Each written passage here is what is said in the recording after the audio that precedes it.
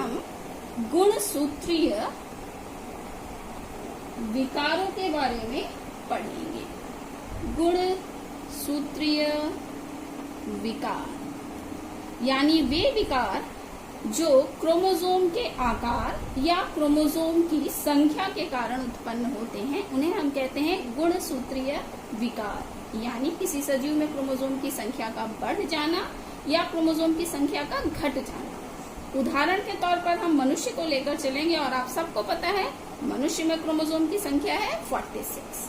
यानी अगर क्रोमोसोम की संख्या 46 से बढ़ जाए तो भी वह विकार है, और किसी कारणवश अगर क्रोमोसोम की संख्या कम हो जाए तो भी वह विकार है, और वह मनुष्य स्वस्थ मनुष्य नहीं होगा, उसमें कुछ न कुछ विकार या डिसऑर्डर उस पर उपस्थित होंगे। तो यह गुणसूत्रीय विकार उत्पन्न कैसे होता है, उसके लिए फिर हमें मेल के लिए लिखना होगा XY, फीमेल के लिए लिखना है XX यानी फीमेल, XY यानी मेल। अब क्या होता है, कई बार जैसे मेल में मैं सामान्य गैमेट्स बना रही हूँ, इस प्रकार मैंने कई बार आपको गैमेट्स बनाकर दिखाया है, X और Y अलग होते हैं।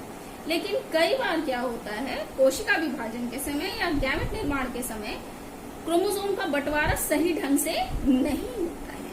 यानी एक गैमेट में दोनों X आ गए और एक गैमेट में कुछ भी नहीं पहुंचा, यानी दोनों लक्षण एक ही युग में उपस्थित हो गए। इस क्रिया को हम कहते हैं नॉन डिसजंक्शन,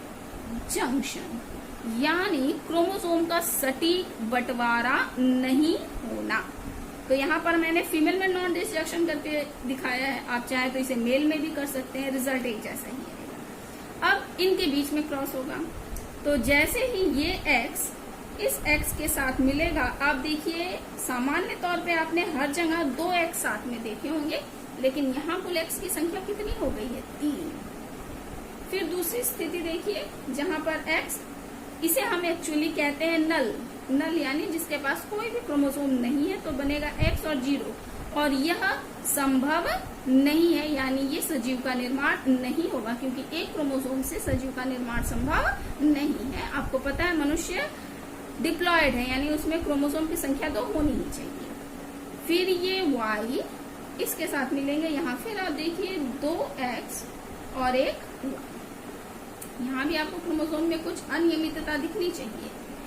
फिर यहाँ पर ये Y इस नल के साथ मिलेगा और बनेगा Y0, ये भी संभव नहीं है, यानी ये दोनों सजीव निर्माण इनका होगा ही नहीं, भ्रूण अवस्था में ही ये नष्ट हो जाएंगे। अब हमारे पास 2 सजीव बचे, इनके पास आपने इसके पहले ही देखा था कि 2X है तो फीमेल, यहाँ हमारे पास 3X है। आपने इसके पहले भी देखा था कि 2X है तो फीमेल और एक Y है तो मेल। अब यहाँ पर आपको 2X भी दिख रहे हैं और एक Y भी दिख रहा है। उस समय मैंने आपको कहा था Y कहीं भी दिखे वो हमेशा मेल होता है। अब यहाँ पर आप देखिए क्या क्रोमोसोम की संख्या पहले की जैसे रह गई है, नहीं रह गई है। मैंने यहाँ ऑटोसोम के बारे में चर्चा नहीं की क्योंकि वो हमेशा स्थिर होते हैं। मान लीजिए यहाँ भी ऑटोसोम की संख्या है 22 और हमारे पास आ गया X।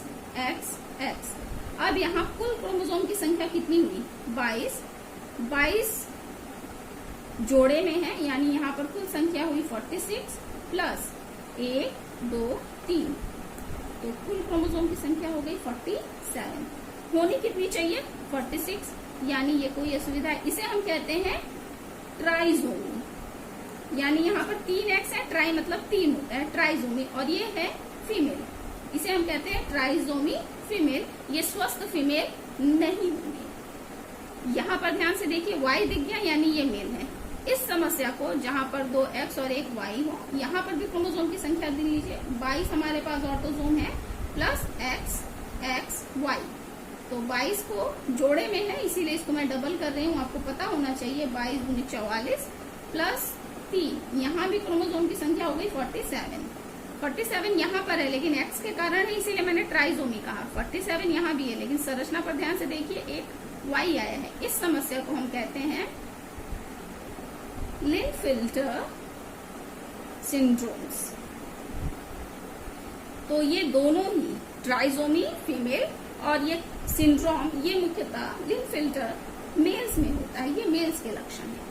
तो इन दोनों में ही क्रोमोसोम की संख्या में बढ़ोतरी हुई है और इस प्रकार की समस्या को हम कहते हैं क्रोमोसोमल डिसऑर्डर। मैंने यहाँ पर 2 उदाहरण दिए हैं, पर ऐसे बहुत सारे उदाहरण हैं जहाँ क्रोमोसोम की संख्या या तो बढ़ जाती है या तो घट जाती है। इस केस में क्रोमोसोम की संख्या बढ़ गई है, यानी इस प्रकार के विकार को हम कहते हैं गुणसूत्रीय विकार।